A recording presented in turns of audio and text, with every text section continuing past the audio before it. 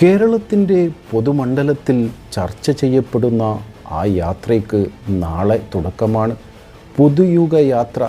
V D സതീശൻ്റെ നേതൃത്വത്തിലാണ് UDFൻ്റെ ഈ യാത്ര കാസർഗോഡ് നിന്നും ആരംഭിക്കുന്നത്. UDFൻ്റെ എല്ലാ നേതാക്കന്മാരും അണിചേർന്നുകൊണ്ട് ഈ യാത്ര മുന്നോട്ട് നീങ്ങുമ്പോൾ കേരളത്തിലെ നിലവിലെ രാഷ്ട്രീയ സാഹചര്യങ്ങൾ ചർച്ച ചെയ്യപ്പെടും.